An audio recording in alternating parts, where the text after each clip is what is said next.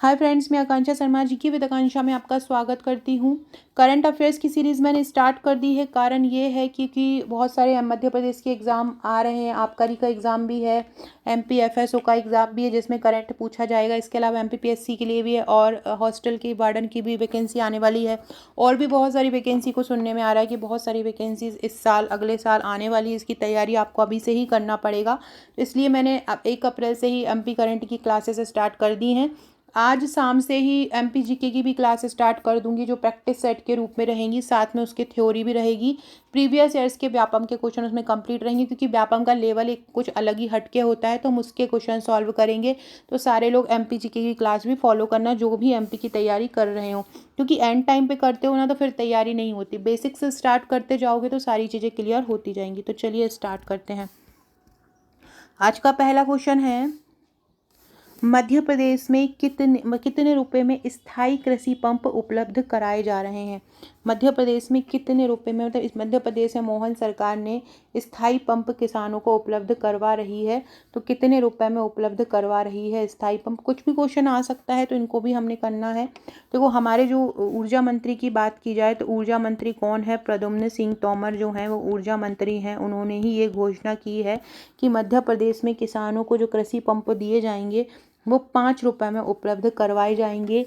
ग्रामीण कृषि जो उपभोक्ता होंगे उनको विद्युत वितरण कंपनी जो रहेगी उनके द्वारा ये उपलब्ध होंगे। तो आपसे ये भी पूछ सकते हैं कि जो कृषि पंप होंगे वो किसके माध्यम से उपलब्ध होंगे। तो जो ग्रामीण कृषि उपभोक्ता होंगे उनको विद्युत वितरण कंपनी के माध्यम से ये उपलब्ध करवाए जाएंगे। किसके माध्यम से उपलब्ध कराए जाएंगे? जो विद्युत वितरण कंपनी रहेगी उनके माध्यम से इसको उपलब्ध करवाया जाएगा। किसके माध्यम से? विद्युत वितरण कंपनी द्वारा इसको उपलब्ध कराया जाएगा। योजना के शुरू होने से अब तक मध्य क्षेत्र जो विद्युत वितरण कंपनी है उसने 10,963 लोगों को इसका लाभ दिया है। कितनों को दिया है? 10,963 उपभोक्ताओं को इसका लाभ दिया है। ऐसे कृषक जो विद्युत की उपलब्ध लाइन के समीप स्थित होते हैं उनको ये कृषि पंप दिया जा रहा है ताकि स्थायी कृषि पंप देने से जो किसानों की आय बढ़ सके, लागत बढ़ सके और सिंचाई सुविधाएं का जो विकास है वो हो सके।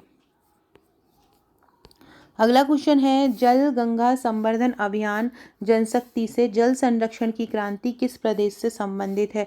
तो देखो, ये संबंधित तो मध्य प्रदेश से। आपसे सबसे पहले ये रखना है, याद रखना है कि जल गंगा जो संवर्धन अभियान है वो किससे संबंधित है। तो जल गंगा जो संवर्धन अभियान है वो जल संरक्षण क्रांति से संबंधित है। ये मोदी जी ने जल संरक्षण में जनता की भागीदारी का विशेष रूप से उल्लेख किया है।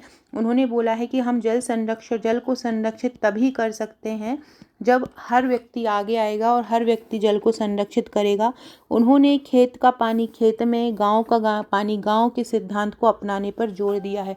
तो ये भी पूछ सकते हैं कि खेत का पानी खेत में, गांव का पानी गांव में, इस सिद्धांत को अपनाने पर जोर किसने दिया है? तो मोदी ने दिया है। या ये भी पूछ सकते हैं कि किस सिद्धांत, पानी की संरक्षण के लिए मोदी जी ने कौन सा सिद्धांत अपनाने पर जोर दिया है। तो याद रखना, कौन सा सिद्धांत अपनाने पर जोर दिया है? खेत का पानी खेत में, खेत का पानी बाहर ना जाए। खेत का पानी कहाँ जाए? खेत का पानी खेत में ही जाए।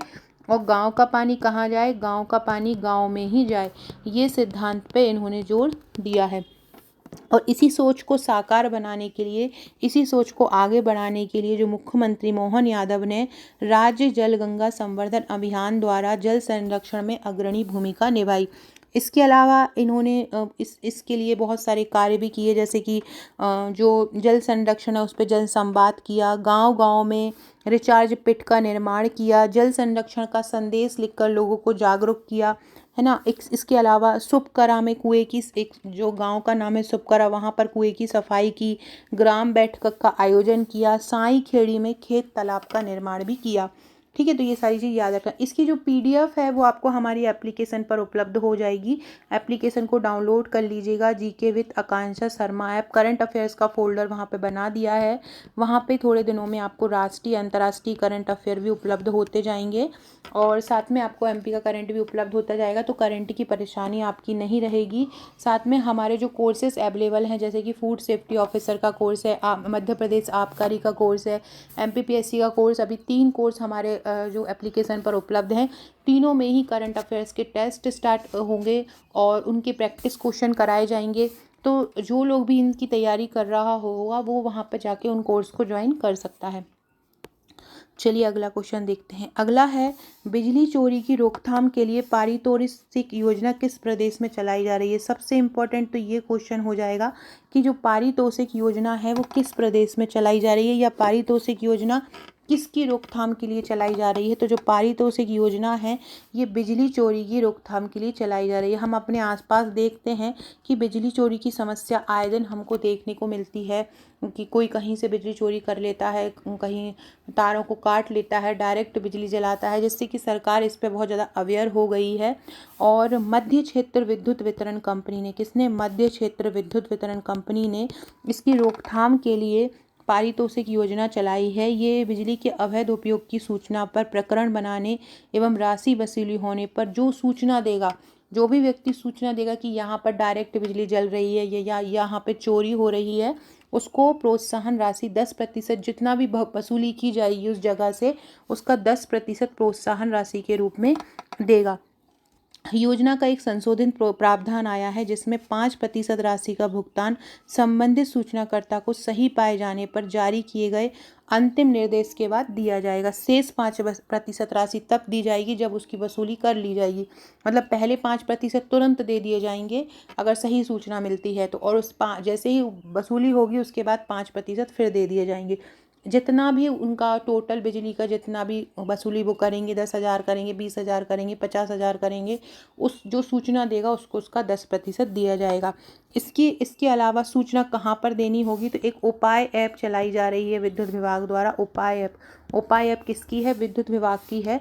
तो इस ऐप के द्वारा या इस पोर्टल उपाय ऐप या उपाय पोर्टल पर इसकी जानकारी दी जाएगी।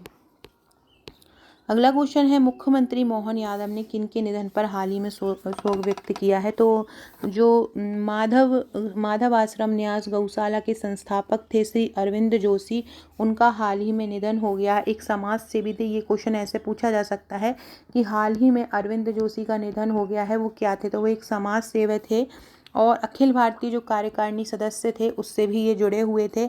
हाल ही में इनका निधन हो गया है और जो हमारे मुख्यमंत्री जी थे उन्होंने इसका शोक जताया है।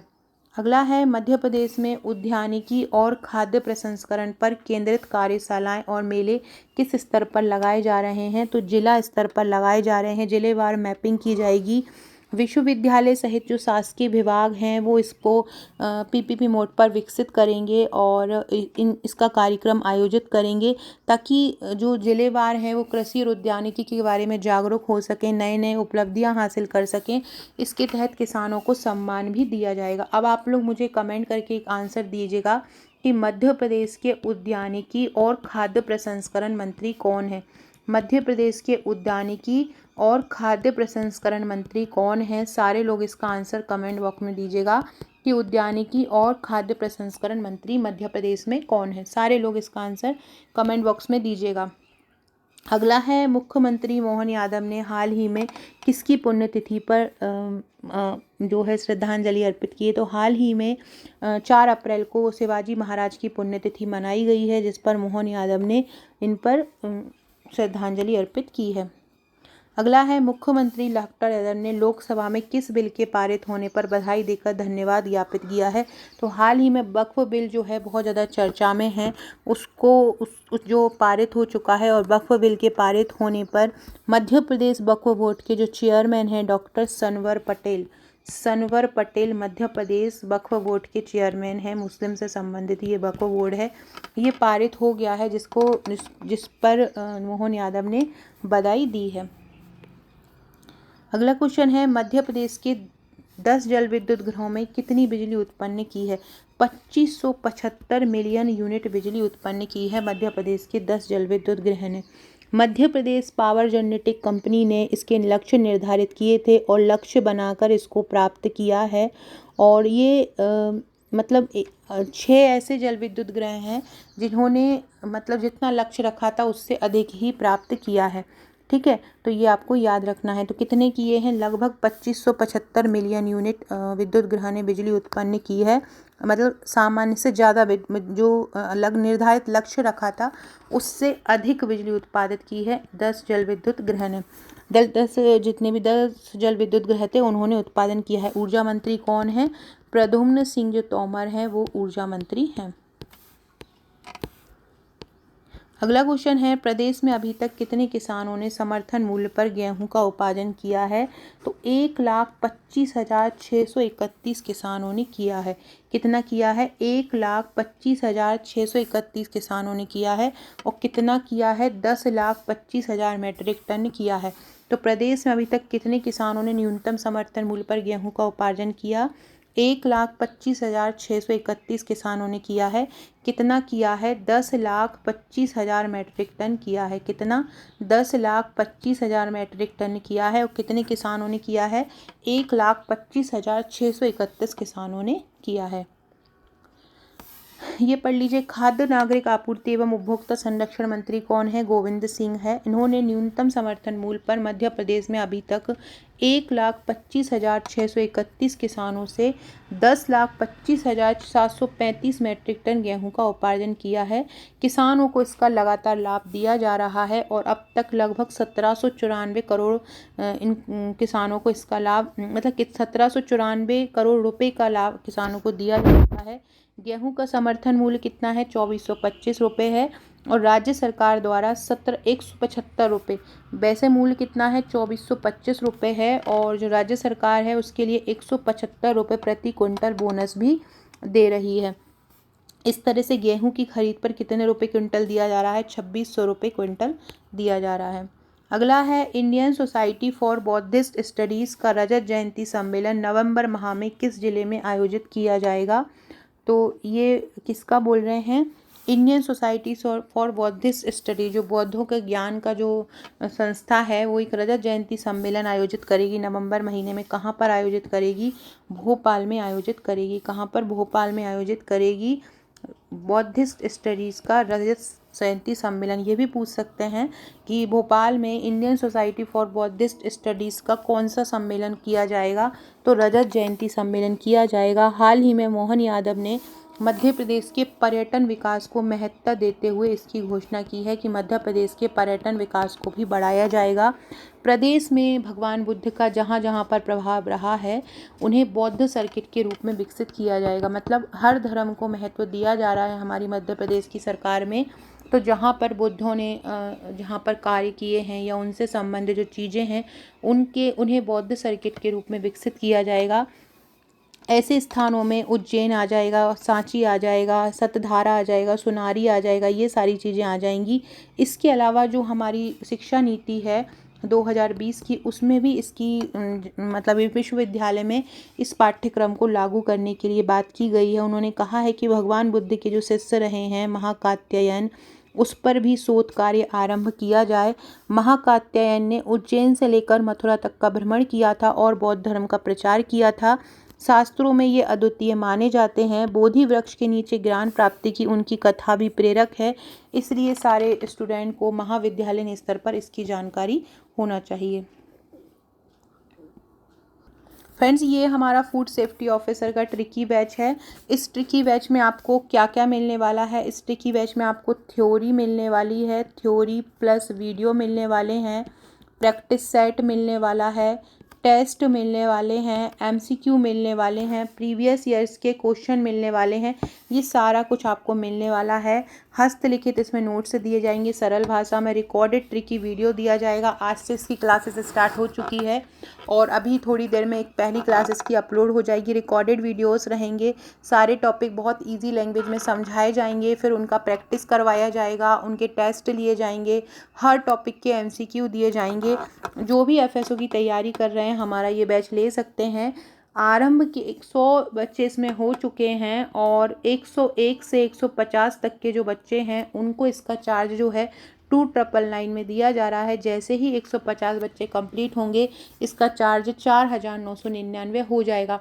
तो अगर आप भी सरल भाषा में तैयारी करना चाहते हैं हर टॉपिक को पढ़कर उसके एमसीक्यू लगाना चाहते हैं, हर टॉपिक को पढ़कर उसका टेस्ट देना चाहते हैं, तो आप हमारा कोर्स ज्वाइन कर सकते हैं। इसके लिए आपको कहीं और परेशान नहीं होना है। यहीं पर आपको टेस्ट मिलेंगे, यहीं थ्योरी मिलेंगी, यहीं एमसीक्यू मिलेंगी, सब कुछ आपको यहीं मिलेगा। साथ में वीकली करंट अफेयर्स भी तैयार करवाए जाएंगे। ट्रिक्स थ्योरी बहुत सरल अंदाज में कवर करवाई जाएगी।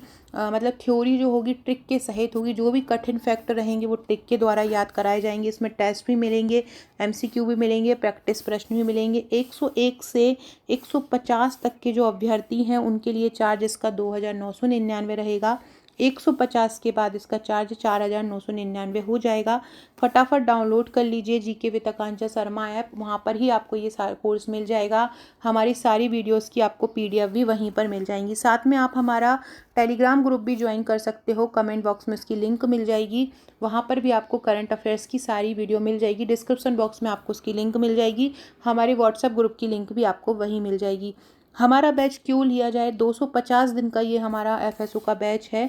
कठिन से कठिन टॉपिक सरल भाषा में इसमें तैयार रहेंगे, ट्रिकी वीडियो के साथ याद रहेंगे, हस्तलिखित थ्योरी नोट्स रहेंगे, टॉपिक वाइज एमसीक्यू रहेगा, वीकली टेस्ट रहेंगे, साप्ताहिक करंट अफेयर्स दिया जाएगा, करंट अफेयर्स के टेस्ट भी लिए जाएंगे।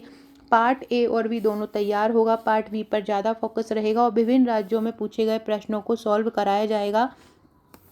याद करना नहीं पड़ेगा, ऑटोमेटिकली ट्रिक से आपको याद होंगे। इतने सरल तरीके से सारे टॉपिक को मैं समझाऊंगी।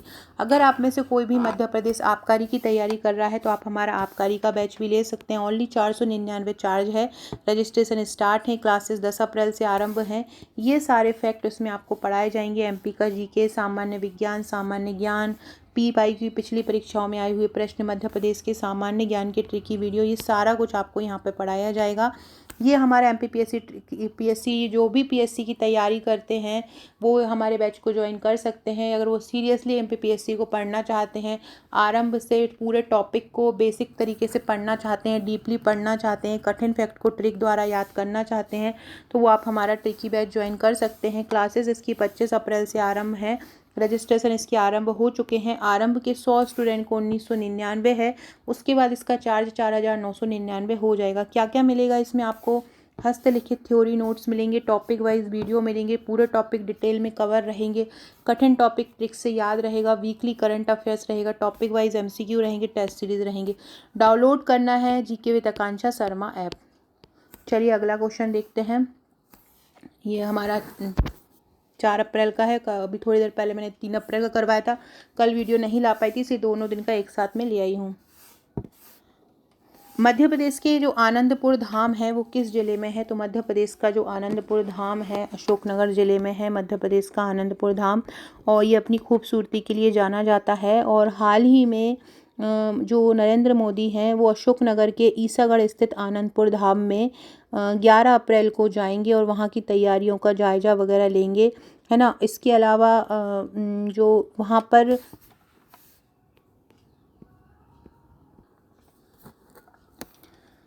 तो इसके बारे में ये इसलिए इस चर्चा में रहा है क्योंकि 11 अप्रैल को यहाँ पर नरेंद्र मोदी जी जाएंगे और अभी मोहन यादव गए हैं और यहाँ का जायज़ा लिया है कि कैसे यहाँ पे स्थिति तैयारी हुई है या नहीं, सुरक्षा स्थिति कैसी है, सारी व्यवस्थाओं के संबंध में निर्देश दिए हैं। आनंदपुर धाम स्थित जो परमहंस अद्वैत मठ हैं, श्री आनंदपुर शांति कुंज हैं, आनंदपुर एक शांति भवन है, यहाँ पर मुख्यमंत्री ने जाकर इन सब के दर्शन किए और वहाँ की तैयारी का जायज़ा लिया। क्योंकि 11 अप्रैल को नरेंद्र मोदी जी यहाँ पर आएंगे तो इसलिए आनंदपुर चर्चा में है। आपको पता होना चाहिए ये कहाँ पर है। तो अशोकनगर का जो ईसागढ़ है वहाँ पर ये आनंदपुर साहिब स्थित है। अगला है, प्रदेश के किन स्थानों पर शराबबंदी लागू की गई है? तो 19 देव स्थल ऐसे हैं। आपसे पूछ सकते हैं कि मध्य प्रदेश के कितने स्थलों पर शराबबंदी को लागू किया गया है? तो मध्य प्रदेश के 19 देव स्थलों पर शराबबंदी को लागू किया गया है। मुख्यमंत्री ने कहा है कि वसुधैव कुटुंबकम के विचारधारा पे हमें हमारे राज्य को आगे बढ़ाना है। हमारी पूरी धरती जो है एक परिवार है और हम मोदी जी के मार्गदर्शन में इस पे चल रहे हैं। और धार्मिक नगर ऐसे होते हैं जो हमें पवित्र भाव की अनुभूति देते हैं। इसलिए मध्य प्रदेश के 19 स्थान ऐसे चुने गए हैं जहां पर शराबबंदी लागू की जाएगी, है ना। इसके अलावा जो दतिया है पीताम्बरी नगरी, वहाँ पर लागू करने के निर्देश भी दे दिए हैं। इसके अलावा जो शराबबंदी के जैसे ही आदेश लागू हुआ है तो सारे प्रदेशवासी हैं उन्होंने इसकी बहुत ज़्यादा सराहना भी की है, क्योंकि जो धार्मिक स्थल होते हैं वो एक आस्था का केंद्र होते हैं और जो आते हैं वो ये सोच कर आते हैं कि ये देव स्थल है और यहाँ पर शराबबंदी लागू की जाएगी तो वो सही नहीं रहेगा। मध्य प्रदेश की किस किस नगर पालिका ने एक राष्ट्र एक चुनाव का प्रस्ताव पारित किया है? तो गाडरवारा नगर पालिका जो है नरसिंहपुर, उसने यहाँ पर एक राष्ट्र एक चुनाव का प्रस्ताव पारित किया है। स्कूल शिक्षा मंत्री हैं हमारे उदय प्रताप सिंह, इनकी अध्यक्षता में ये पारित हुआ है। स्कूल शिक्षा मंत्री कौन है? उदय प्रताप सिंह हैं, उनकी अध्यक्षता में ये प्रस्ताव पारित हुआ है और उसमें सर्वसम्मति से एक राष्ट्र एक चुनाव के पक्ष में पारित हुआ है। इसमें कहा गया है कि भारत के लोकतांत्रिक ढांचे को अधिक प्रभावी, पारदर्शी और आर्थिक रूप से सुदृढ़ बनाना है। इसका उद्देश्य लोकसभा और सभी राज्यों के विधानसभा के चुनावों को एक साथ आयोजित करना है ताकि समय, संसाधन और प्रशासनिक खर्चों की बचत हो सके तथा देश में विकास की निरंतरता बनी रहे। ठीक है, ये इसका उद्देश्य रहेगा। याद रखना, नरसिंहपुर गाडरवारा में। मुख्यमंत्री डॉक्टर यादव ने किस जनजातीय गौरव की जयंती पर नमन किया है हाल ही में? तो टंट्या मामा की भील की जयंती पर हाल ही में नमन किया है। टंट्या भी मामा जो थे वो एक स्वतंत्रता सेनानी थे। उन्होंने जनजाति की जो रक्षा की है, जनजातीय अस्मिता की रक्षा की है और अपना सर्वस्व उस पर न्यौछावर कर दिया है और ये भावी लोगों के लिए बहुत ज़्यादा प्रेरणादायक हैं। जो हमारे मुख्यमंत्री हैं उन्होंने आज 4 अप्रैल को उनको श्रद्धांजलि दी है। टंट्या भील जो हैं वो मध्य प्रदेश में और जो पूरे भारत के लिए एक जनजातीय गौरव के प्रतीक के रूप में जाने जाते हैं। इनका जन्म 26 जनवरी को हुआ था 1842 में। खंडवा जिले के पंधाना तहसील में इनका जन्म हुआ था, है ना। और इनको भारत के रॉबिन हुड के रूप में जाना जाता है, टंट्या मामा के रूप में भी जाना जाता है। और खंडवा ज़िले में इनके नाम पर एक जेल का नाम भी रखा गया है और इसके अलावा टंट्या मामा विश्वविद्यालय भी खोला गया है। तो ये सारी चीज़ें भी याद रखना है। और 4 दिसंबर को इनका बलिदान दिवस मनाया जाता है।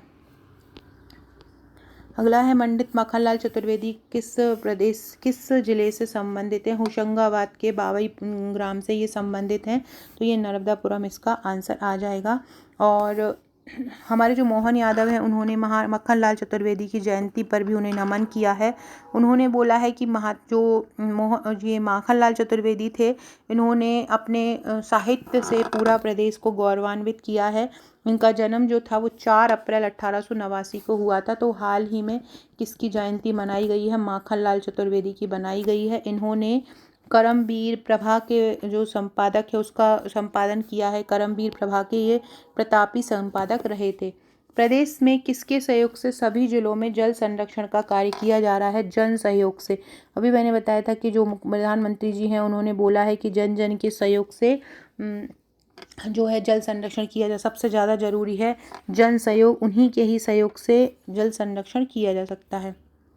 अगला है प्रदेश के किस जिले में सामुदायिक स्वास्थ्य केंद्र का भूमि पूजन किया गया? हाल ही में उज्जैन की जो घट्टैया जनपद है वहाँ पर सामुदायिक स्वास्थ्य केंद्र का आयोजन किया गया है। जो उप मुख्यमंत्री हैं राजेंद्र शुक्ल, उन्होंने इसका उद्घाटन किया है। 9 करोड़ 95 लागत की 9 करोड़ 95 लाख रुपए की लागत से इसका लोकार्पण किया गया है। अगला क्वेश्चन है किस सरकार ने प्रेस काउंसिल ऑफ इंडिया के नाम के अनाधिकृत उपयोग पर रोक लगाने की एडवाइजरी जारी की है? कि जो प्रेस काउंसिल ऑफ इंडिया है उस पर जो अनाधिकृत रोक हो रहा है ना, बहुत ज़्यादा उपयोग किया जा रहा है भारतीय प्रेस परिषद का, तो केंद्र सरकार ने इस पर रोक लगाने के लिए एक एडवाइजरी जारी की है। सूचना प्रसारण मंत्रालय द्वारा ये सूचना मिली है कि कुछ प्रेस संगठनों द्वारा प्रेस परिषद का गलत उपयोग किया जा रहा है जिससे उनके अधिकारों का उल्लंघन हो रहा है। अगला क्वेश्चन है प्रदेश में 7वां पोषण पखवाड़ा मतलब 7वां पोषण पखवाड़ा कब से कब तक मनाया जाएगा? तो 8 से 22 अप्रैल तक मनाया जाएगा। प्रदेश में जो 7वां पोषण पखवाड़ा है कब मनाया जाएगा? 8 से 22 अप्रैल तक 7वां पोषण पखवाड़ा मनाया जाएगा, है ना। प्रत्येक वर्ष इसको मनाया जाता है। केंद्रीय महिला बाल विकास मंत्रालय द्वारा जीवन के प्रथम 1000 दिवस पोषण ट्रैकर में इसके जो लाभार्थी हैं उसको मतलब बहुत ज़्यादा व्यापक बनाने के लिए या लोकप्रिय बनाने के लिए ये पोषण पखवाड़ा चलाया जाएगा। अगला है, किस प्रदेश में सभी बिजली कंपनियों में कार्यरत अधिकारी कर्मचारियों के लिए स्वास्थ्य बीमा योजना लागू की जाएगी? जितने भी लोग काम कर रहे हैं बिजली कंपनियों में उनके लिए मध्य प्रदेश में एक स्वास्थ्य बीमा लागू की जाएगी। प्रद्युम्न सिंह तोमर ने इसके दिशा निर्देश जारी किए हैं। अगला है, प्रदेश में विशेष आवश्यकता वाले बच्चों की समावेशी शिक्षा का प्रबंधन किस अभियान के तहत किया जाएगा? सर्व शिक्षा अभियान के तहत किया जाएगा। सर्व शिक्षा अभियान की जो शुरुआत हुई थी 2001 में हुई थी और समग्र शिक्षा अभियान के तहत इसका आरंभ किया जाएगा। इसके तहत 2022-23 में 1,43,439 लोगों को लाभ मिला है और 2022-23 में लगभग 1,31,000 लोगों को लाभ मिला है। तो विशेष आवश्यकता वाले बच्चे भी सुपरवाइजर में बहुत हिट टॉपिक रहा है ये। तो कौन सा अभियान चलाया जा रहा है? सर्व शिक्षा अभियान चलाया जा रहा है। अगला है, मुख्यमंत्री डॉक्टर यादव ने किस वीरांगना के बलिदान दिवस पर श्रद्धांजलि अर्पित की है? तो झलकारी बाई की बलिदान दिवस पर कर। देखो, मक्खनलाल चतुर्वेदी का 4 अप्रैल को जन्म दिवस मनाया गया है और जो झलकारी बाई हैं ये रानी लक्ष्मीबाई की अंगरक्षिका थी। इनके लिए जो मोहन यादव है उन्होंने श्रद्धांजलि अर्पित करी है। तो आपको याद रखना है 4 अप्रैल को किसकी बलिदान दिवस के रूप में मनाया जाएगा? झलकारी बाई का बलिदान दिवस के रूप में कहा मनाया जाएगा। ये रानी लक्ष्मीबाई की नियमित सेना में महिला शाखा की सेनापति थी। ये रानी लक्ष्मीबाई की हम शकल होती थी जिसके कारण ये शत्रुओं को गुमराह कर देती थी।